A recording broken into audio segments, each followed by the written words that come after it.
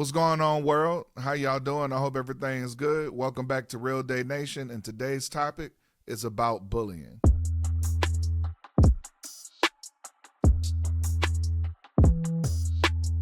Here at Real Day Nation, on real days, we love to have field days. And if you're having a real week, we love to let the real speak. When it comes to this bully topic, according to a 2021 stat, 1 in 5 children reported being bullying, right? Not only that, there is adult bullying, and that I would like to dive into as well. In most cases, it happens when and in the workplace. Approximately 70% of adults have reported being bullied in the workplace.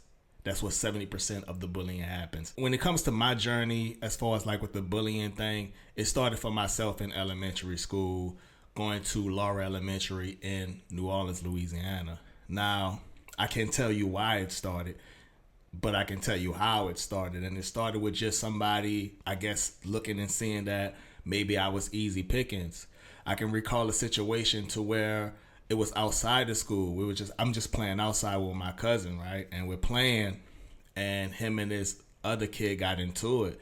And I guess that he seen my cousin was a little bit tough, and me just sitting there playing, and I'm playing in the dirt with little kids. So I'm playing in the dirt, not paying attention to anything until I hear, every time you hit me, I'm going to hit your cousin. And so when my cousin hit him, he hit me. And at that time, I'm like, what you hit me for? Now I'm paying attention even closer now, because he hit me. I didn't retaliate because I'm non-confrontational unless I'm really upset. But I'm non-confrontational, so I brushed it off. Then my cousin hit him again for hitting me. You know what I'm saying? And then he hit me again. So this time I retaliate. I get up and we get the mixing. And my cousin get the mixing with him. You know what I mean? Came with a remix. After this kid got beat up, you can say, he went home and told. And now it's looking like I am the bully. So this has happened a few times in my journey when it came to this bullying thing. Even as far as, like, they say bullying peaks in middle school, they say. I think high school, but according to this stat that I read, it said it peaks for most kids in middle school. I can co-sign it a little bit, even though I think it peaks in high school. It peaked for myself in middle school. It kind of died down in high school, and I think it was due to the fact that I was in a different port now. I'm no longer in New Orleans. I'm moving to Ama, Louisiana, and now it's more diverse. When in New Orleans, I was in school with mostly, black people, my people, right? So, and we all was coming from different projects. Myself, I was staying in several projects. In Laura Elementary, I was in the St. Thomas project. And in Gus, I was in the Melpomene project. And that's another elementary school, William J. Gus. I think it's a different name now. So I've stayed in several different projects. And with that came a form of bullying. Because now we got, oh, you're not from the same project as me. And inside the project, you're getting picked on because now most of those people lived in a project that probably ken, they're friends. You're the new guy because I moved everywhere. I went to several different schools. So it's really hard for me to claim a school. In middle school, when it came to those projects, inside the project is where my middle school peers were. And so majority of that time, I was getting picked on because of the way I looked. You know what I'm saying? It was, I'm light skinned, I'm real light. So it was like, oh, you're a white boy, you dirty. We all in a project, so everybody seems dirty to somebody, especially people who stay outside the project. They will call us dirty. So, but I'm picking on me. I'm the low end of the totem pole, I guess you can say. And oh, you're dirty. And not only that, my mom was in a relationship that people looked down upon. So it was because of that, and they just finding reasons to pick on me. And most of the reasons outside of that was now clothing. Because in New Orleans public schools, we wore uniforms. And so now it comes to the point where you don't have Dickies. That was the popular uniform. You don't have the Dickie uniform. So, I got Dickie, you don't. And once you get Dickie, now you got to look at the shoes portion of it. Because now, if you don't have the Nikes or the Reeboks or anything like that, and you're wearing Payless shoes. Now they're picking on you for that. So they just found reasons to terrorize each other. And a lot of this was happened to me in middle school. I didn't really have a bully issue. I'm not going to say that I didn't get tried coming from, where we're all from.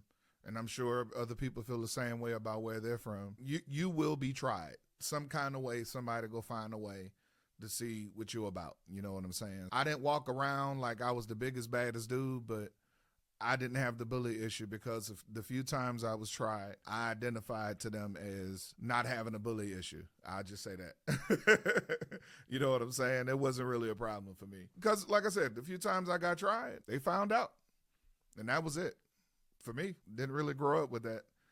There was one fight where a dude really thought he was going to push me around. I think it might have been in high school. I don't remember all the details about it, but I know enough to know it wasn't an L. So, and I mean, also, I will say this. The schools I went to, a lot of us, we kind of walked around like family, so we really, as a community, didn't really do the bully thing. You know what I'm saying? You had one or two people, like I said, that tried, but we didn't really play that, and I definitely didn't play that. So I beat up a dude so I wouldn't sell drugs. So if that gives you some measure of where I stood. Run that nickname he gave you, man. Why would you do that? Run it. Karate Joe. Joe. You killed my master. Because I did practice Why? martial arts, which I didn't really, I didn't really say that in the story. I was going to kind of let that breathe, but yeah, that might have had something to do with me not having a bully issue. Yeah, that had a lot to do with me not having a bully issue. Joe was a ninja. Yes, sir. Karate Joe. Tragedy. It was just wild times, man. I got bullied. When I was big but small when I was little. Like I was like, I guess you could say fun size or whatever. Like I'm big now. Like I'm tall, 6'2", now, but I didn't get a growth spurt until like maybe like 17. I didn't grow until I got grown. So up till then, I was short. I was trying to fight everybody. Me, I was scrappy dude. I swing and get my ass whooped. I done got my ass whooped many a times trying to fight. Like I was ready. Like I always was willing to take a punch. I cry, but I swing back. And like when you was a kid, you don't know like your size is an advantage. I didn't think I was Suge Knight when I was big. When I was bigger than everybody. When I was younger. I looked at it like a weakness. I'm like, oh shit, I'm fat. I ain't got no moves. I can't do nothing, whatever.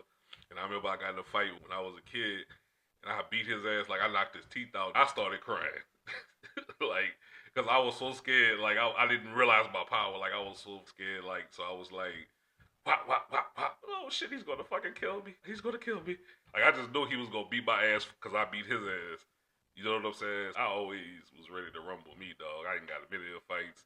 At school, home, I was always ready to rumble.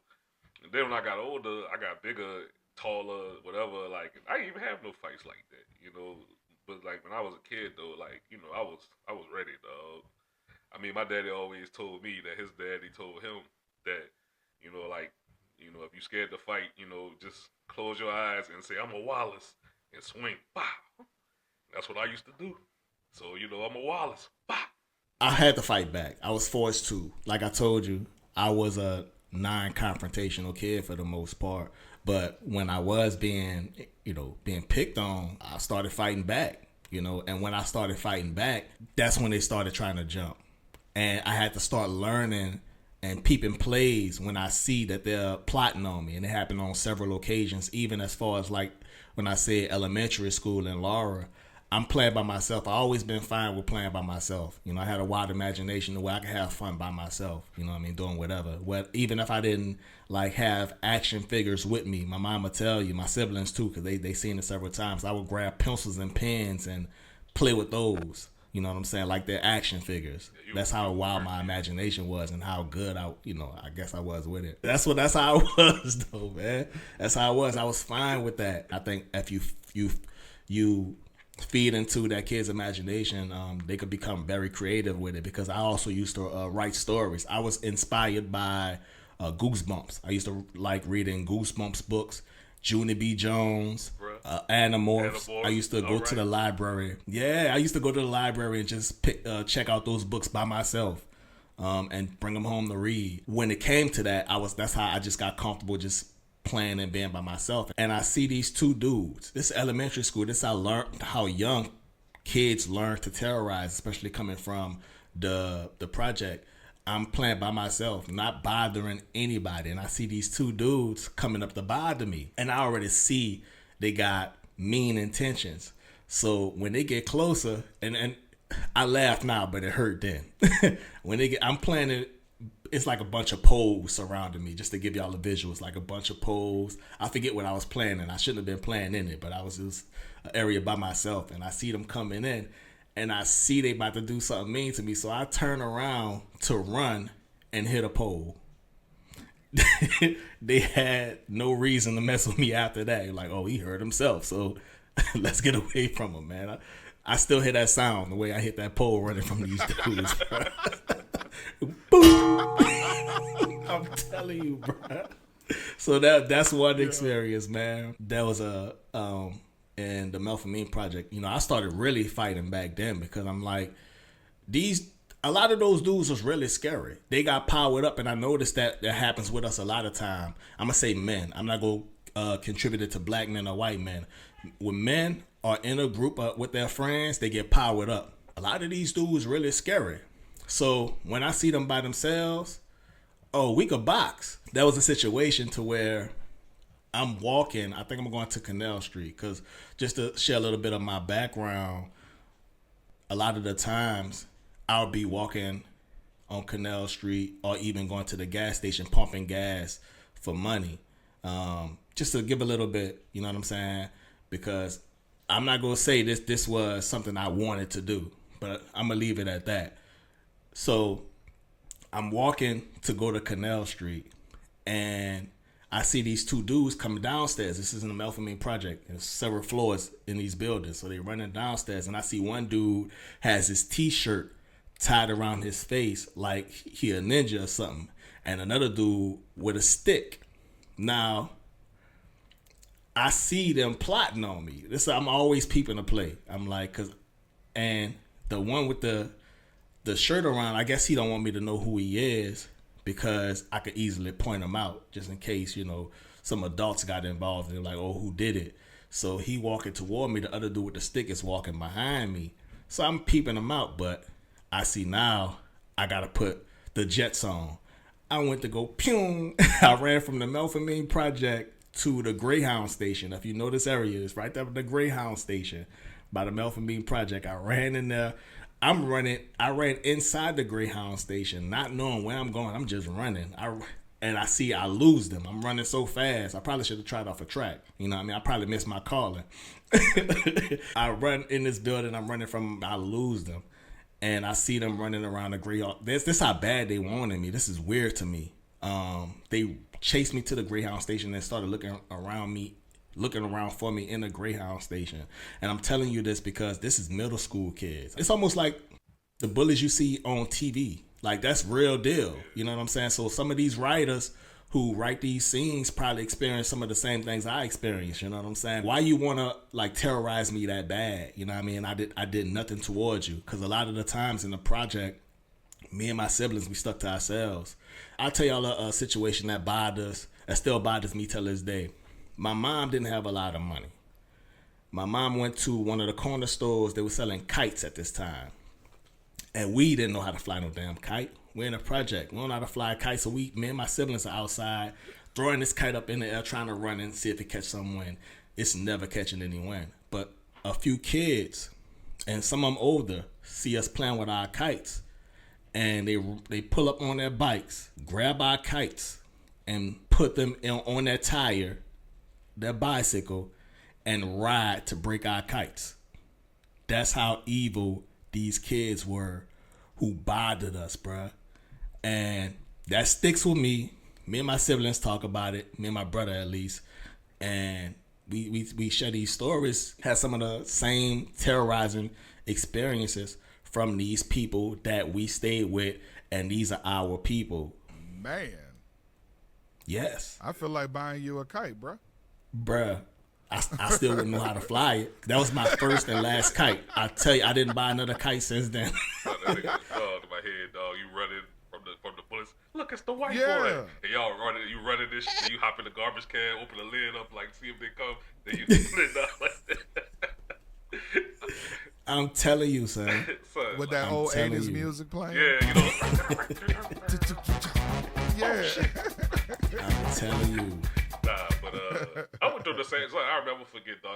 I got jumped in Burger King balls. Remember when they had the balls in the playland? You know what I'm saying? It was like that little like spacewalk looking thing. Two kids that was always picking on me. Jumped me in the balls, dog. I swear it was like, you know, and like I said, I was a big kid. That shit was like two airplanes trying to shoot down Godzilla, bro. They was jumping from like the sides of the ball pit, jump kicking me. I'm knocking one down, the other one jump kicking me down. Some Power Rangers trying to fight a Zord or something. Like, dog, like, you know, I got teased like for everything you could get teased for. Like I was like Biggie, like short, black, ugly as ever. You know, like dark skin, nappy hair, overweight, whatever. Like you could name it. And then like we was real poor. And then like my mama, she ain't made it no better because like my mama like a hippie, like so she like a live off the land type, like you know what I'm saying. With my daddy living in the city, and shit, when I would go visit, I'm seeing all these flyers with name brand clothes, nice cars, flossing, got watches and rings and chains. For me, you know, I was like, I want that. But you know, like the rest of my family, like they didn't really care about that. Like my little sister Christina's like that. She like a, you know, Denise Huxtable type, you know, live off the land. So like, you know, every time my mama would do something embarrassing, she wouldn't give a shit. It was like really like would give me teased. Like, you know, I remember like sometimes like we had a washer, but we didn't have a dryer. So my mama would wash clothes and hang them outside. So niggas was teasing me about that shit. I used to get mad. You know what I'm saying? Want to fight. You know that bullying. Like you bullying because we don't have much, but I can't control that. I can't control being dark skinned. Call me midnight, black, all that. You know what I'm saying? So, I mean, you know, now it's in, you know. So, I mean, you know, it's funny, like, because, you know, like, Drill, your people is in, like late 80s, early 90s. And my people is in, like, now. But we still got teased at the same time. So is there really like a color trope? Because you got teased for being light skinned, I got teased for being dark skinned. If we the same generation, is you get teased. Like just regard, like just to having black skin. Hey, there's something to be said about that, though. You're right. Now, experiencing some craziness and just talking from our people, yeah, we are definitely the worst to each other. That Yeah, is we terrorize 100% each other. true. Yeah, we terrorize each other and wear it like a badge of honor. And the crazy thing is like I understand both sides, though. I understand, you know, people just living in a culture and just trying to, you know, chill and just do different things and enjoy themselves and not really understanding that everybody is not with that. Like everybody's not with the playing around and clowning around in that matter, and not everybody receives fun or perceives fun the same way. But you know, that's just one of those lessons you have to really seek out and learn to understand. You know? See, the But thing yeah. is, like the New Orleans culture, it's like they call it Jolson. Like you know, like that, like that's what we do down here. Like real, like that shit, like is like our pastime. It's like Right. so. There's a fine line between bullying and Jolson. You know what I'm saying? And ribbing or whatever. You know, I'm talking about as far as like me and drill. Like that's what we do. I'm good with it too, man. I Right, don't- you know, like so. I mean, the bullying thing is so like there's a gray area with that, you know, because like I don't, you know, I ain't gonna sit here and say I don't like with people too, but like I don't take it to the extreme. I don't bully anybody to them to unalive themselves because you know, like I you know, I just don't understand the extremities. It depends on what you're going through too, because a lot of people feel like, I mean, and then you know, with us being dads and we having sons and stuff, Like, what's the fine line between, like, is he being a punk or is he genuinely, like getting bullied? I never forget when I was in ninth grade, and I was like, like I said, like my birthday late, so I'm like real younger than everybody in my grade. I'm always the baby of the grade every time I'm in the grade, so I'm still a kid, like like.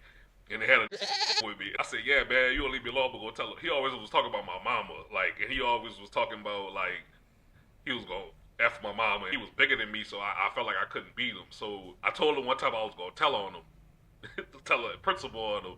And that said, "Man, the principal ain't gonna care. He gonna say, man, if you don't get your weak out of here with that shit." I'm like, damn, dog, he might be right. Because the assistant principal was a dude. So I'm like, maybe, damn, he might say that. You know what I'm saying? So it's like, am I being a punk or am I genuinely getting bullied? I can answer that for you. You genuinely was getting bullied. And I this is what I preach to my boys. I preach leaving people alone. You hear me? Leave people alone. That's my biggest thing, because you don't know how nobody could be feeling. You see it on social media every day, YouTube, Facebook, whatever, people sharing these violent videos of somebody getting unalived because they were bothering somebody. You know what I'm saying? So I preach leaving people alone. I'm not even for roasting. They call it up here. You know what I mean? The DMV, roasting or whatever. You know what I'm saying? And I say, I'm like, leave people alone. No, I'm not for that. You know what I mean? Because you don't know how nobody could be feeling. They could probably be laughing with you. And because I did the ribbon, like you said, we was doing that as kids, but we didn't have a mature thought to be like, yeah, they laughing. What, they probably be laughing with us. You know what I'm saying? Just so to go along to get along. You know what I'm saying? They probably really was hurt by that, but they go laugh it off because they your friend. Yeah. You know what I'm saying? So I'm for leaving people alone.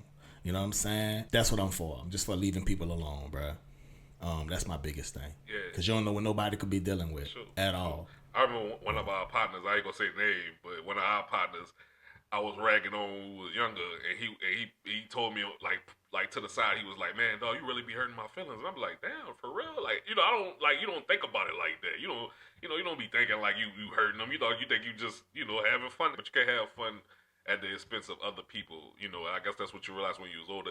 And it's funny that we advocate this because we was like the kings of that shit when we was kids. Like, we was the kings. Like, nobody was messing with us on the ribbon. Like, you know what I'm saying? And now I'm looking at it. Like I say, I done shit in high school that I'm not proud of.